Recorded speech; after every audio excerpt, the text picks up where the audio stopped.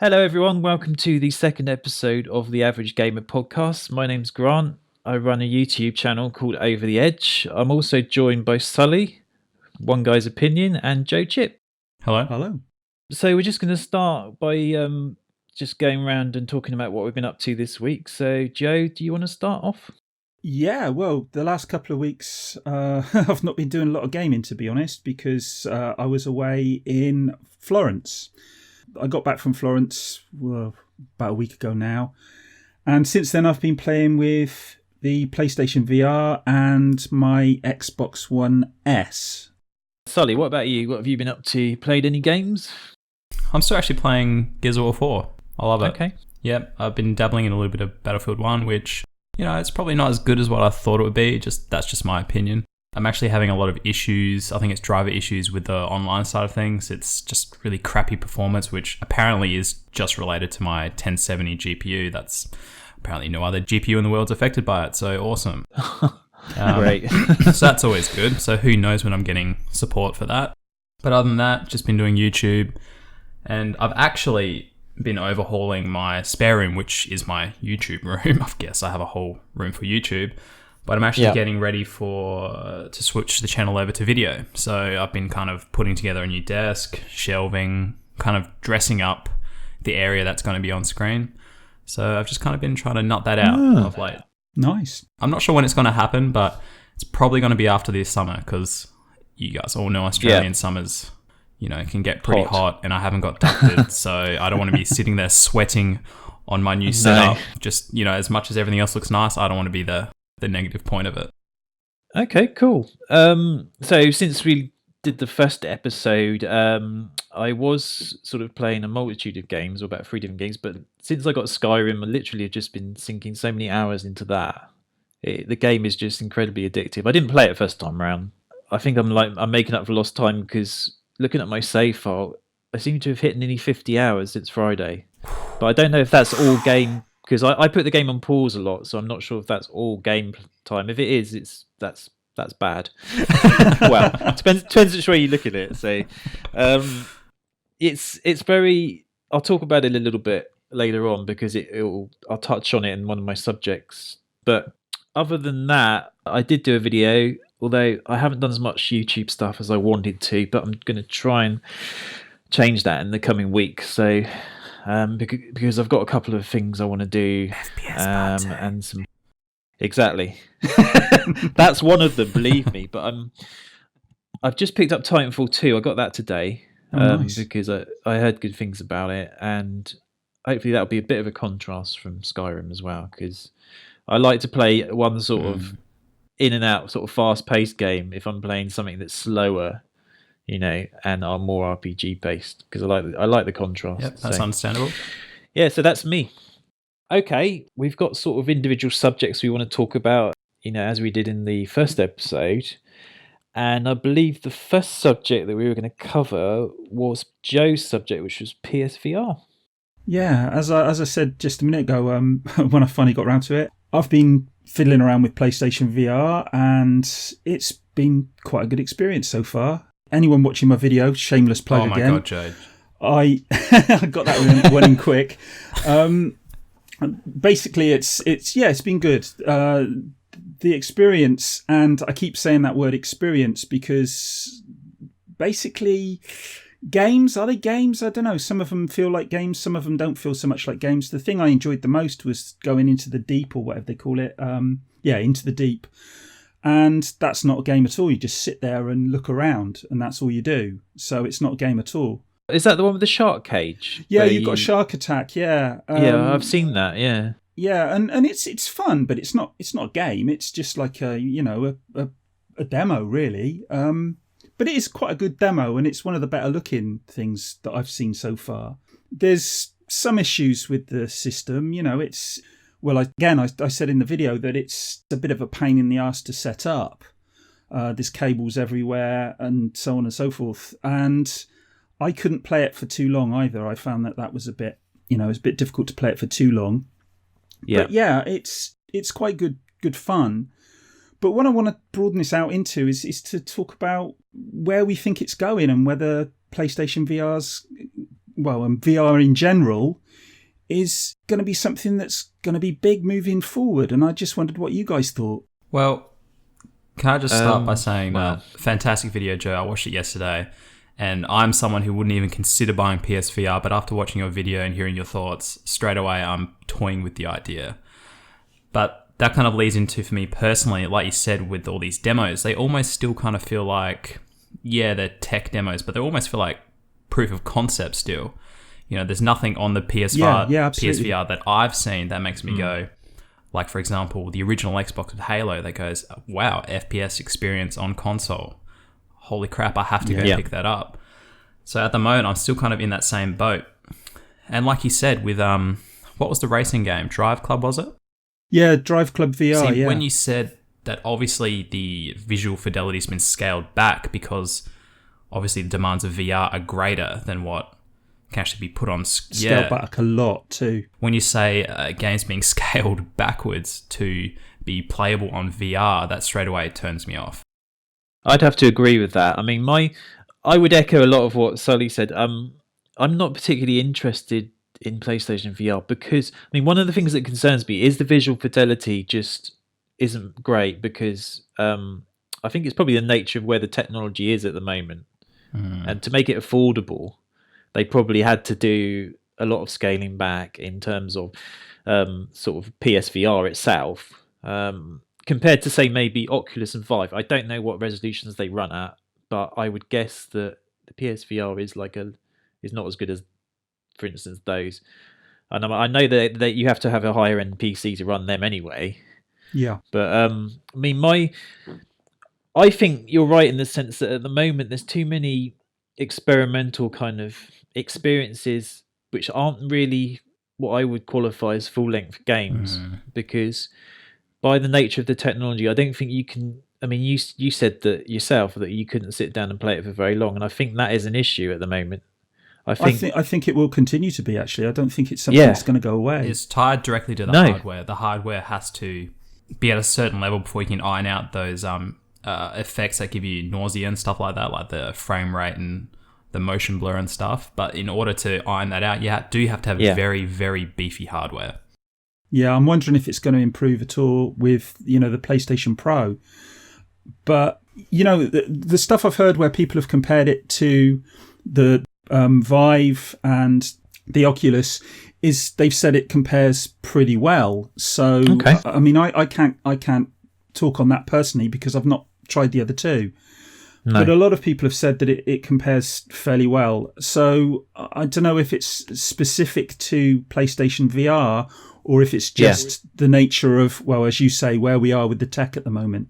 I think you're probably right in the sense that it's very early days in terms of the tech's literally just entered the home. It's entered into mainstream consumer culture, in the last sort of year. I mean, and I think it's at a stage now where I personally don't think it's going to hit mass market for probably another few years because I think it's a little too early on.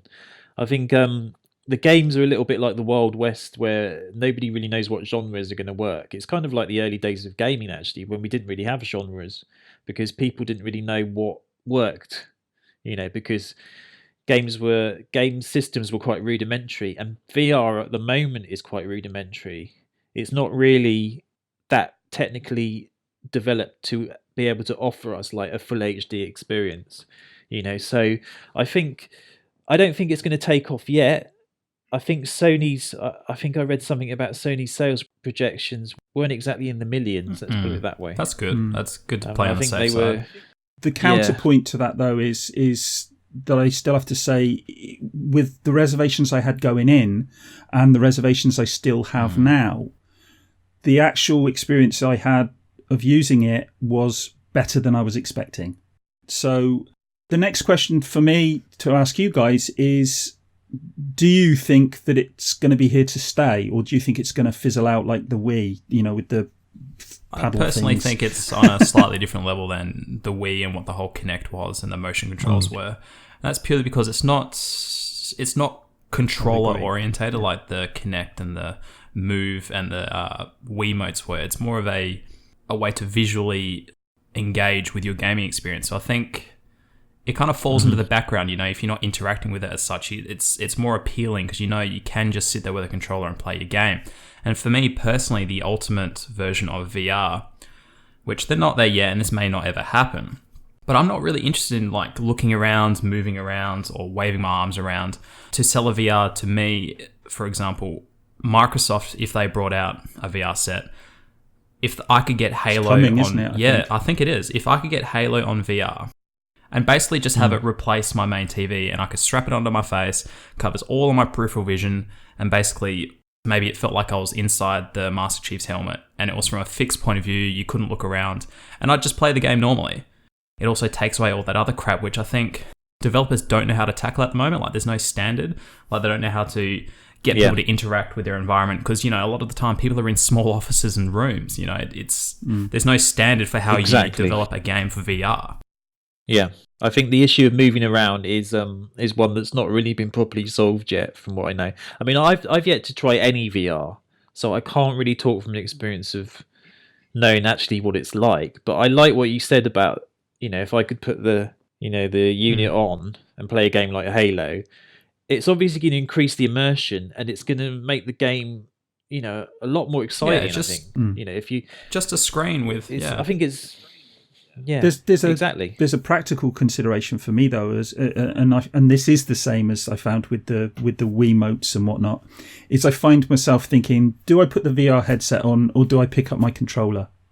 And the answer has been quite often, oh bloody hell, I can't be bothered. I'm just going to pick up my controller and play a normal game.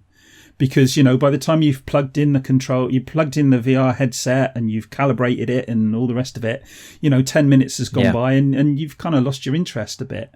And I've had this. It's not exactly spontaneous, is it? Exactly. And I think that's a kind of that's an impediment to actually getting into that system and wanting to play it more. And you can't sit around and play with your friends either. Well, certainly not yet, anyway. I don't think it will replace the way we game. I just think it's another way that's available to us to game. And I think it will stay. I don't think it will disappear. But as to whether it becomes a mass market movement, I can't see it happening at the moment. But that's only because I don't think the technology has been smoothed out yet. I think the fact that it's another way that we can game, but in a way that's going to be more long-term than something like the Wii sort of waggle or move or anything like that. I think it will stay beyond that. It's not a flash in the pan trend. You've basically come down to exactly the same position that I arrived at. I was going to say, there's one reason why it will never become the mainstream for how we play or interact with our games. And that's because on the other side, we have a traditional TV. Now, a traditional TV is something you can buy, the entire family can enjoy, and it has more than one purpose, not just gaming. And I think because of that, VR is never going to become the mainstream way of interacting with our games. And I think because in the world we live in, everybody has a TV. Everybody wants the latest and greatest TV. And because of that, VR will never replace our main screen in the living room. Yeah, it'll be a secondary device. But another point is as well, which I think is interesting, is VR necessarily going to be used in the future primarily for gaming, or are there other applications for it? Yeah, good point. Because for me personally, that is a very good point. There's a lot of obvious areas, like in schools with education and all that, like it's a far more interactive experience. But for me, the idea, and I think the idea that I find more exciting, is being able to just lay in bed at the end of the night and watch a movie. And as you guys probably know, there's nothing more annoying than trying to watch something in bed and try to prop your head up in the right position to see the screen, If I can just lay back on my pillow and put the VR on and just enjoy a movie, then to me that's probably cooler than playing the next Halo in VR. Yeah, but it has to be wireless to do that. I think if anything, you've hit on quite a significant point, which is, I think if anything, gaming will probably be one of the least popular uses for VR, because it has so many other potential uses in terms of, like you say, education, scientific, maybe even medical. I can see it, maybe being used by doctors. It's quite obvious applications for surgery maybe as well and things like that. So I think gaming, is just literally just one aspect of what VR might become in the future. Again, I agree entirely. Yeah, I think that the potential is phenomenal for training and stuff like that. Exactly, yeah. Side note, did you guys hear that? I did read it somewhere, but don't take it as gospel, that Microsoft is intending to release the HoloLens. It's actually going into production. Ah, no, I hadn't heard that. To me, I find that more interesting than PSVR, like augmented reality. Like the thought of buying a HoloLens, because I enjoy Minecraft. I enjoy a lot of those games with my girlfriend because she's more of a casual gamer and I enjoy it as well. But the idea of being able to pick up a couple of HoloLenses and turn our living space into a Minecraft field, that to me blows my mind. I find that actually quite personally more interesting than VR. Mm-hmm. I think augmented reality has huge potential. We've got an outbreak of agreement here tonight. We're agreeing far too much. Yeah, let's have a fight then. Just kidding. I'll smash a plate. So the next thing we were going to talk about is, I believe, the Nintendo Switch. Is that right?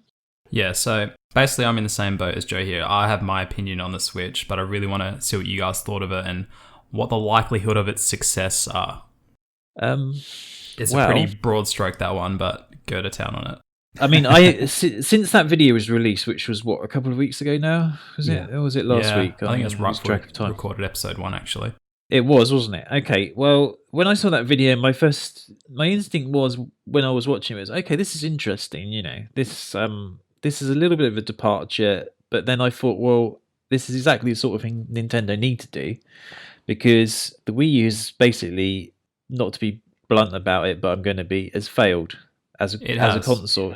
It's not hit the sales targets. It's done 14 million or something, which compared to the PS4 and Xbox One is pretty much a disaster. So they had to do something different. They are doing something very different. I will say, however, having thought about it over the last sort of week and a half, I'm not sure exactly that their gimmick is going to be enough to make a difference in the console arena today, because we are still pretty much about a box in front of the TV playing the highest resolution games that we can play. I mean, the PS4 Pro is just about to be released. We don't want to compromise for a bit of both worlds, you know, whether it be handheld or console, which is what the Switch is. It lacks focus. Isn't it just 720p, that screen as well? Now, the tablet that you actually take on the go with you is the actual screen is 720p. I'm not saying it's limited to 720p performance. It might very well get 1080p on your screen at home. It's just the tablet that's 720p. Right, okay. I mean, that might not be that big a deal, considering that you might not need that higher resolution on the go. But having said that, I do think it is an issue as to how powerful the console's specs are going to be when you're actually sat in front of the TV playing it. Because let's face it, that's the majority of when you're going to be using it, isn't it?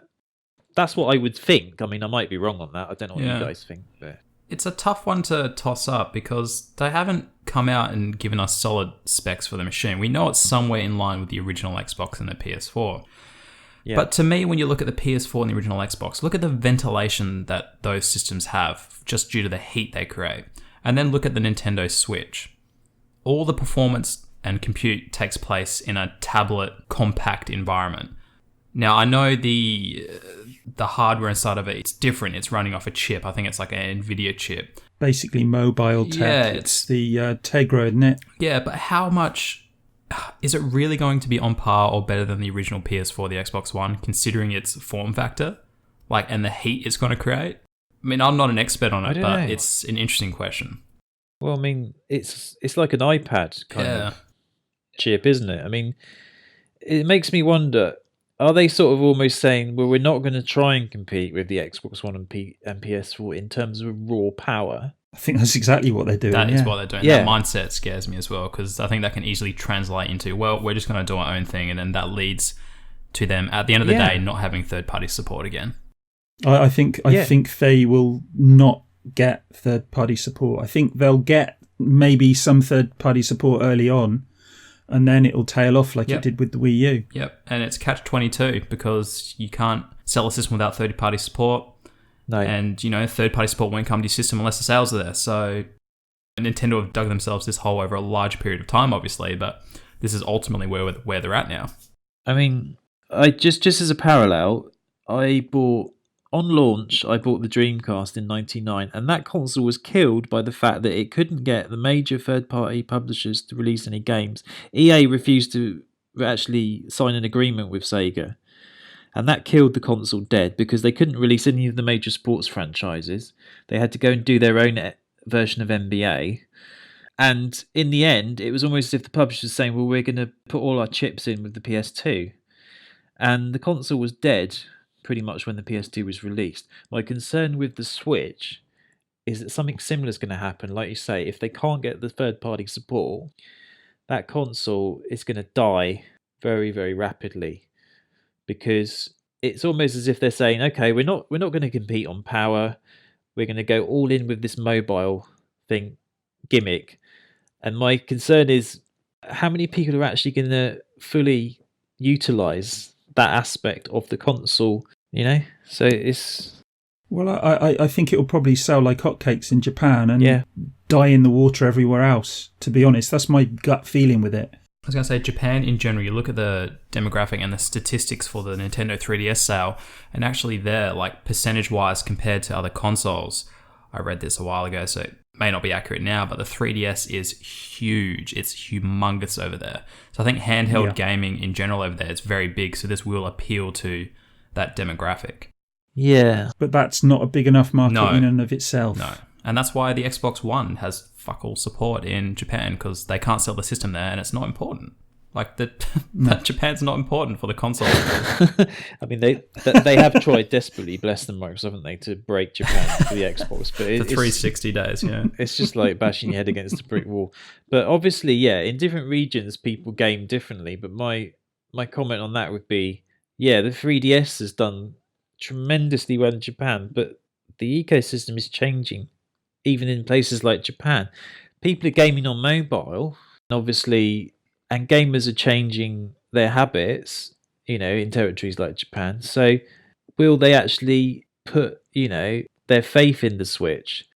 Or will they be gaming on mobile and will it become something that's kind of trying to bridge the gap between console and mobile, but ends up falling in between and not hitting any of those two markets properly? They're going to be, exactly. They're going to be fighting on two fronts, in effect. Yeah. And they're not going to be equipped to fight on either of them because they're not powerful enough to compete with the home console market. And they're going to get overtaken swiftly by the mobile market. Exactly, because it's fixed hardware. It's not upgrading every year like we do with our phone contracts. Exactly. Yes, but precisely. Having said that, if there is any market left for handhelds such as the Nintendo 3DS, which actually, fun fact, the Nintendo 3DS, I believe, is up in sales and it has been growing every year in sales since its release. That's interesting. So that's to me, that's mental. That's a positive outlook for the Switch, I think. But like you said, it's when you already have a PS4 and an Xbox One, it's certainly not going to win on the home console front, at least with the I wouldn't say mainstream, probably the middle to hardcore gamers, because we already all have Xbox Ones, we already have PS4s, and we're probably excited about PSVR. And Switch does none of that. Yeah, I don't know if you guys saw. I saw an article linked on Twitter. I haven't read it yet, but it basically, the headline was Nintendo say Switch is not aimed at core gamers, which got alarm bells ringing in my head a bit when I read that. It's like, well, who is it aimed at then? Because you've already alienated this market. Yeah, you can clearly tell that it's aimed at probably people my age in their late 20s that grew up with probably the golden days of Nintendo, like the SNES and stuff. Yeah. But it's still aimed at the casual market. There's not a shred of advertising in that reveal trailer to me that goes, bang, this is for the hardcore, other than maybe the Skyrim remastered footage, which isn't even a confirmed title for the Nintendo Switch. Exactly, yeah. But it's, I mean, the fact that it is probably more or less, they're hanging the hook and hat on the fact that they want casual sales to kickstart the Switch. Is that going to happen now? Like in a different age where we do have tablets, we have smartphones, and casual gamers, like my girlfriend, she owned a Wii back in the day and she loved it. But as soon as the iPhone came along, that was it for her as far as console gaming went. Yeah, I think... So is it enough? Is the Switch appealing to the casual gamer? Because if it's not, I think it's dead on arrival already. Because we already know the hardcore, unless you're a diehard Nintendo fan, you're not picking a Switch up because you've already got a PS4 and an Xbox One. Exactly.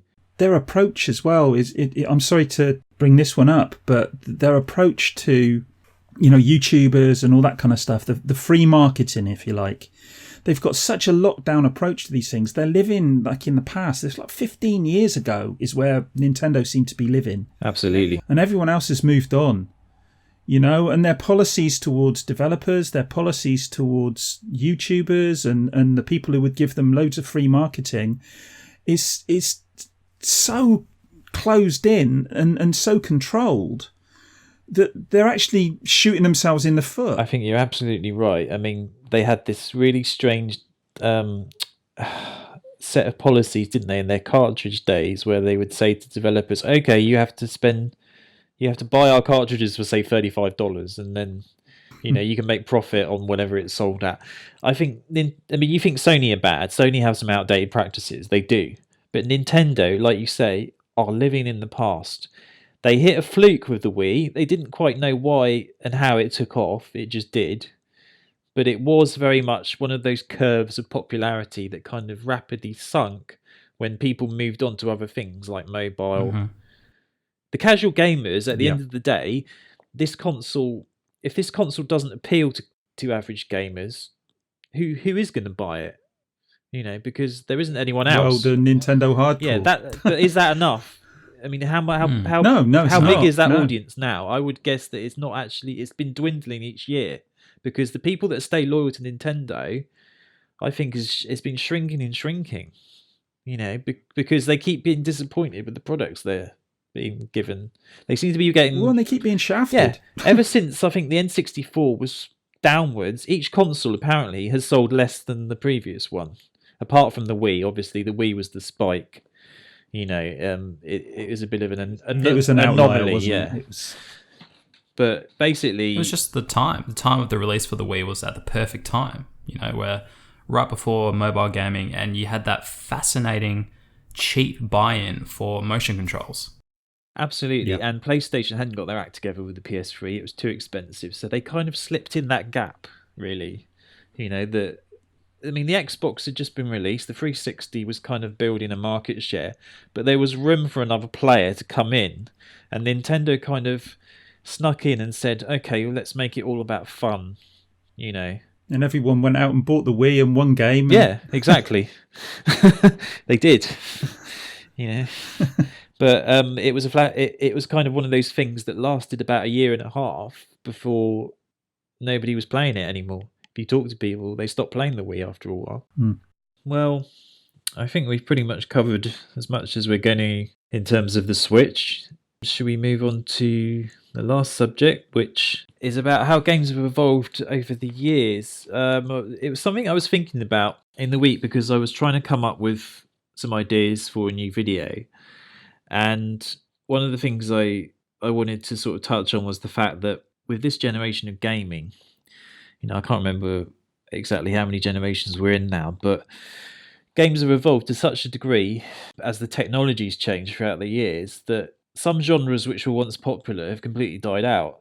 But also, interestingly enough, the revival of this kind of indie gaming has almost brought some genres back to life. I mean, I was talking earlier on Discord about the fact that the 2D platformer had almost died out by the time we got to, I guess, the PS3 and 360 era in terms of popularity.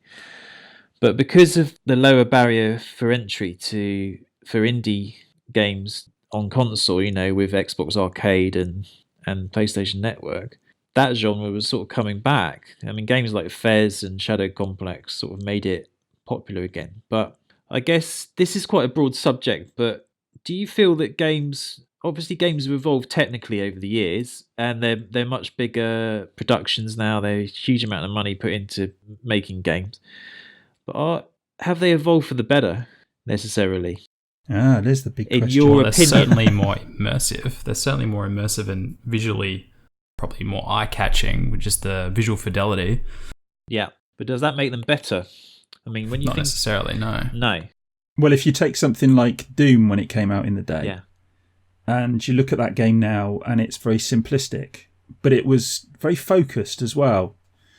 And if you compare it to some of the shooters now, technically they blow it out of the water, you know, the Call of Duties and so on and so forth. But I enjoyed playing that far more than I do some of the first-person shooters that are out there now. And I'm not saying all the shooters that are out there now, because there's plenty of good ones. But for its time, it was a very focused package, and it knew exactly what it was delivering. Going back to the Switch now, people not knowing what they're delivering. But I think if you look at what's happened, say, for instance, with first-person shooters, there's been a lot of fragmentation that's occurred. With it splitting into, you've got your single-player experience and you've got the online experience. And it's almost, they're trying to shoehorn those two things together. Yeah. And they're almost entirely, completely different beasts. I think gaming in a lot of ways has become, because of the fact that it's a very money-driven industry now, compared to obviously the early days when nobody knew what worked in terms of popularity, so everyone was trying all sorts of different things, But I think gaming is very much it's trend driven. So what you were saying, Joe, is quite relevant, because a lot of first-person shooters have to have a multiplayer aspect to them. There's very few companies that will stick their neck out and just do a completely single-player FPS. I mean, I covered this in a video. Machine Games with the Wolfenstein series did it. They didn't. They said, right, we're not doing a multiplayer. We're just going to focus entirely on the single player, and that used to be the norm in the days of games like Doom. Partly because the technology wasn't there to do multiplayer. As easily. Exactly. You could still do it, obviously, but it was a bit more fiddly. So I'm wondering, is the fact that gaming is so driven by different trends, has it affected creativity in the sense that nobody's really willing to take as many risks as they were sort of several years ago in terms of trying to break open new genres maybe, or do something a bit different? I think you're 100% correct, because you look at, like you said, with the multiplayer and the single player, a lot of the time now, like you said, it was all about single player. Everything was single player focused before the rise of online. But you look at it now, specifically, a lot of the times with EA and Ubisoft, it's online only now, and not just an online world. I'm talking about like multiplayer. I think that's because the multiplayer adds that hook and it keeps players invested for a longer period of time. When you look at like the XP system, they want to keep people engaged. They want to keep people buying the season passes, the DLC. Yeah. Like I said, it comes down to the money and keeping the hook in people. So the single player, when you look at from a profitability, tongue-twisted standpoint, there's just not as much money there. Like, it's a one-time buy and that's it. Or if you're not interested in the themes or the story of the game, then you won't buy it at all. Whereas the multiplayer comes down to just gameplay. If you look at something like Destiny, it's like you take the basis for a game, and it's like you iterate on that game by adding elements to it, so it becomes it's like a snowball effect. Destiny is very different from when it was first released, because like you say, it's about getting people to buy the DLC, buy loot boxes or whatever, so that they can customize their character, and it's like a game becomes more about the franchise and less about the game itself. I don't know. Well, yeah, it all comes down to the money, because when you think about it, let's use Destiny as an example. They've built the game, they've built the tools, they have the engine, and the base game's out, and now they can create DLC and sell you DLC for a fraction of the cost as what it actually took to build the game up from scratch, because they already have the tools, they have the assets, they have the knowledge, and making DLC is much cheaper than what it is actually making even a portion of the real game from scratch. But from a gamer's point of view, does that make for a better game? Well, I guess it depends on what kind of gamer you are, doesn't it? I suppose it does. But when you look at some of you get some horror stories of people spending ridiculous amounts of money, but even people who are relatively sensible about it, you buy a game, and you were saying this the other day, Grant, about the fact that the core price of games hasn't really gone up that much. No, it hasn't. But actually, when you look at when you're buying a game now, if you buy, say, Call of Duty or Battlefield 1 or whatever it might be that you're buying, you buy the game. If you buy the core game, you're not going to be able to play the whole game, especially if you're playing online. Yeah. You have to buy the season pass.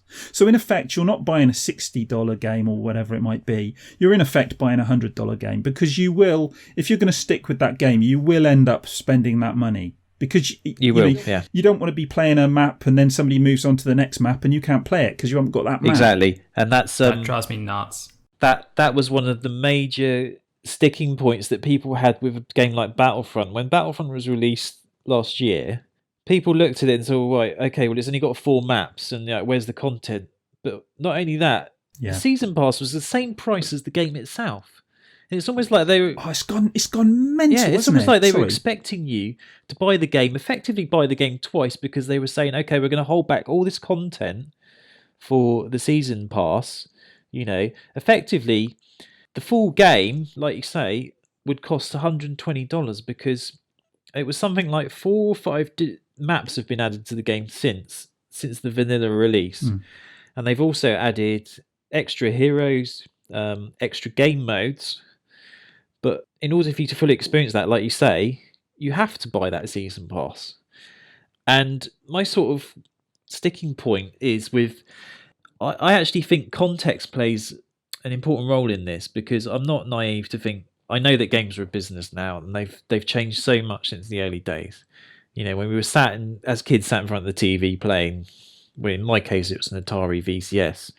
You know, it's a bit of a different experience now. I mean, sometimes when I think about how games have evolved, actually, it staggers me because they're so technically accomplished now. You know, but they're like movies in the sense that they have a similar budget, and in fact probably a higher budget than a lot of movies. But what I don't like is the way that the commercial aspect of gaming is a little bit exploitative of players sometimes. I mean, if you look at Battlefront as an example, it's like, yeah, gaming hasn't really changed. The cost of gaming hasn't changed in one aspect, but when you consider that, I mean, a game like The Witcher is a prime example. I bought both expansions for that, and instead of paying, I think I paid £40 for it when it was released, and then I paid £15 for the first expansion and about the same for the second. So that's cost me almost double the initial cost.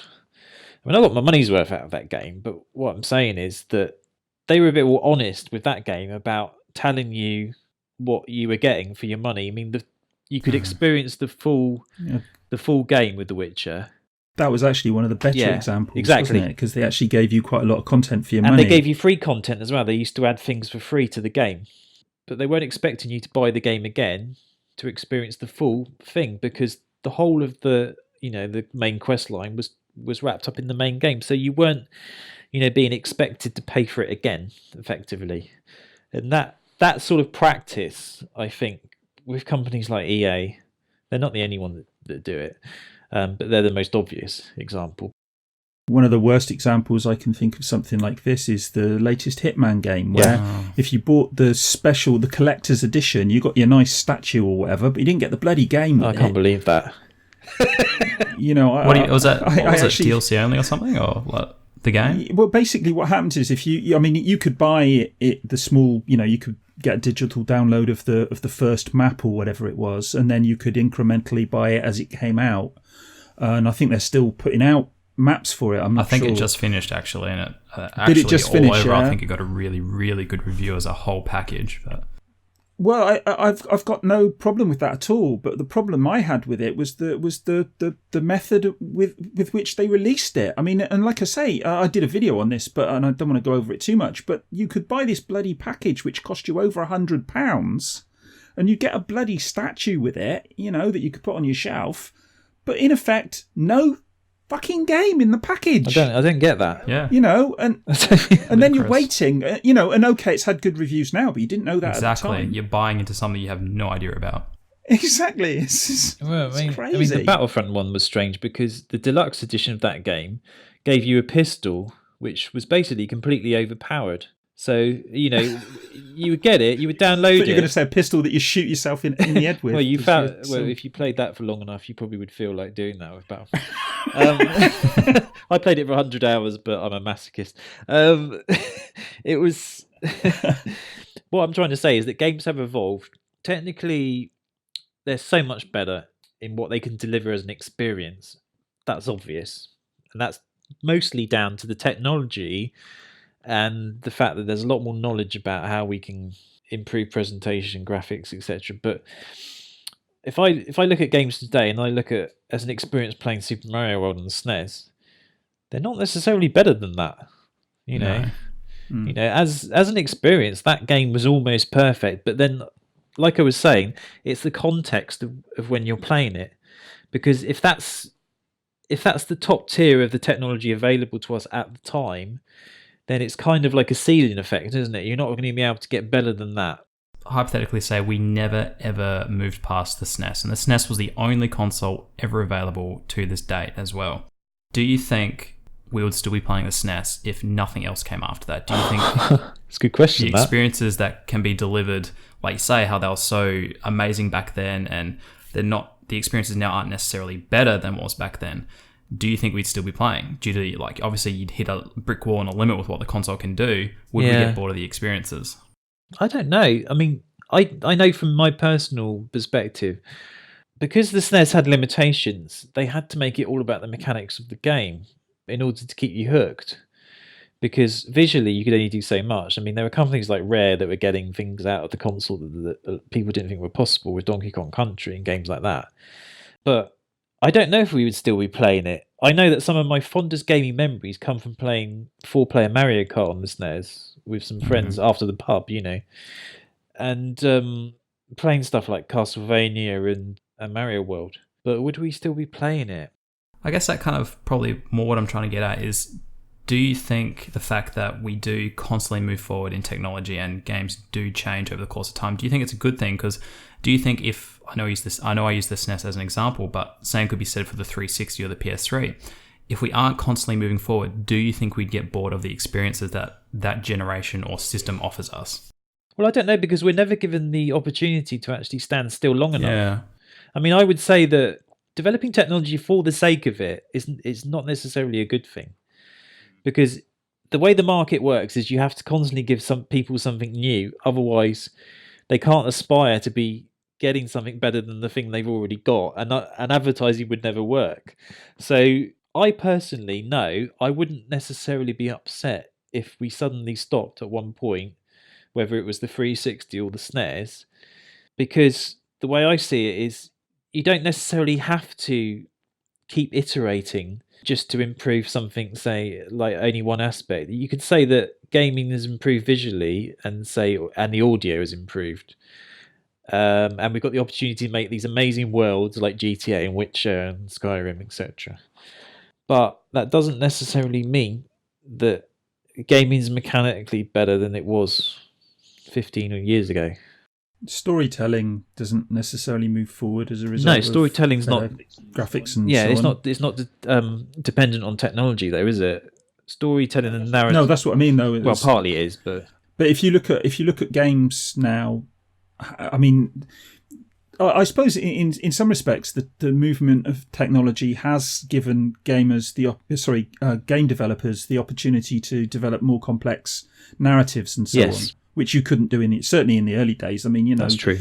You compare something like The Last of Us with you know, stuff that we were playing even 10 years ago, and it's more complex even in terms of its storytelling and its character development and so on and so forth. That's a very good point. So I think, you know, it's a double-edged sword, I think, in some respects. Yeah, I mean, you're right in the sense that it has allowed us to do things that wouldn't have been possible in earlier generations. That's definitely true. So it comes down to whether you know, game developers can keep giving us experiences that are keeping us entertained, I guess, you know, within the context of how we play games. Well, I think you've touched on this before, and well, even tonight you touched on this, the indie development that's going on now. Yeah. If you look at what's happening there, I kind of think there's a parallel between what's going on with indie development in gaming and what happens in filmmaking. If you look at, you know, the AAA titles, they're like your, well, I think I said the other day, some of them are like your Michael Bay films, you know. That was a good analogy, actually, yeah. But then you've got your little indie games, and okay, it's like there's I don't know if you've heard of this. There's a thing called Sturgeon's Law, which was there's a science fiction writer who came up with this, Theodore Sturgeon, and he came up with 90% of science fiction's crap. Yeah. But then 90% of everything's crap. Yeah, that's good. I mean, I completely agree with that. I mean, I would say if you take the average Hollywood, film releases, 99% of them are crap. They're sort of lowest common denominator. Like you say, Michael Bay. I mean, if you look at the proliferation of like the comic book movies, it's like one after the other. It's like a conveyor belt. There's not enough. There's not necessarily Call of Duty. Yeah, Call of Duty, FIFA, yearly franchises. Obviously, there are indie developers that are willing to take the risk because they're not driven by spending $300 million developing a game, which cannot fail. Yeah, and when you do that, you're into what the cornflakes factor. Cornflakes sells, so you're trying to create cornflakes Yes, again. exactly. It's good in the sense that because it's a low barrier to entry on consoles for indie developers, we're getting games like Inside, we're getting games like Life is Strange because they're allowed almost to experiment in terms of creativity because there's less at stake. It's less risk. Yeah. Yeah. So gamers are getting. There's a lot of choice nowadays. I think one of the positive ways in which gaming has evolved is we have so much choice in terms of what type of games that we can play. If we want to play the big budget games, the bombastic Call of Duty type games, we can. But we can also play these indie games, which aren't, I think the attitude towards them has changed. I think in the early days, people looked at them and thought, what's that pixelated crap? It looks like it's 20 years old. But if you're willing to sit down and actually look at these games closely, you'll realise that they're trying to move the narrative back to the game being about the mechanical aspect, how we interact with about being a game. A game, exactly.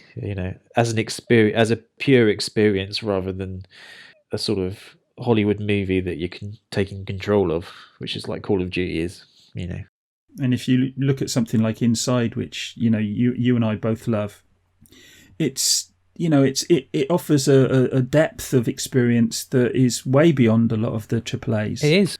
And it's only 3 hours long, something like that, but it's 3 hours of intense, well, pleasure's the wrong word, but it's 3 hours where you're really invested in what's going on. Oh, absolutely. And it's still with me. I said to you the other day, I think it's still with me now. I played it 6 weeks ago or something. I finished playing it. Yeah.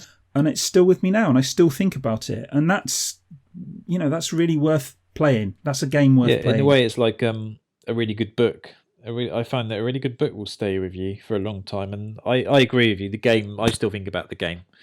And the reason is because every aspect of that time playing it was memorable. Yeah. Obviously, because games seem to have become, these big budget productions, there's a lot of open world games now, and they seem to be one of the dominant genres. An open world game you're going to be spending upwards of 100 hours in. Not every one of those hours is going to be memorable. You're going to get downtime.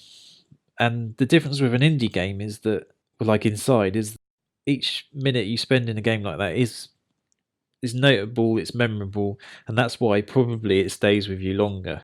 So gaming has evolved, obviously, in good and bad ways, I would say. Well, I think we covered a lot of ground today. So just to end, do we want to just talk briefly about what our plans are for the coming week? Well, I'm actually intending on playing some games for a change. I'm going to try and get a go on Gears 4 this week. We'll have to play some Horde. Hopefully. Yeah, that'd be great. Yeah. Hopefully we can maybe hook up and play a bit of that, but don't laugh at me because, as I've told you before, I am utterly crap. That's right. You won't be getting any kills anyway. I'll be taking all the kills. So. Oh, well, I'll let you. I don't mind. I'll stand in the background and get some reflected glory. I'll carry you for free XP. Cool. Cheers, man. Okay. How about you, Sully? Well, as far as what I've got planned, it looks like I'm carrying Joe. And yeah, other than don't want to do that for too long. I'm a bit heavy these days. Other than that, no, not too much. I'm working on a couple of YouTube videos, like I said earlier, the one I've got going up tomorrow. And other than that, yeah, playing some Gears of War, Battlefield 1, and then unfortunately back to work next week. Okay. Well, yeah, I'm going to be probably playing a bit more Skyrim, but I would want to play Titanfall 2 as well, because I hear good things about the campaign and the multiplayer, so I'm going to be doing that. And working on a couple of YouTube videos, one of which is tied into what we've been talking about today, which is how I want to make a video on from Sky. It's called From Skyrim to The Witcher 3: How the RPG Genre has Evolved in like just 5 years. So that's one. The other one is hopefully going to be a part 2, which is the FPS video. By the way, I'm going to Yeah. start treating this part 2 as kind of like Half-Life 3, and anything you say, I could potentially take as part 2 being confirmed. Yeah. Okay. I better be careful what I say now. Well, thank you guys. It's been a good episode. And other than that, thank you for listening if you've made it this far. And just to say that our next episode will be 2 weeks from now. Again, you can find our individual channels in the description below. But thank you for tuning in, and we'll see you in the next episode.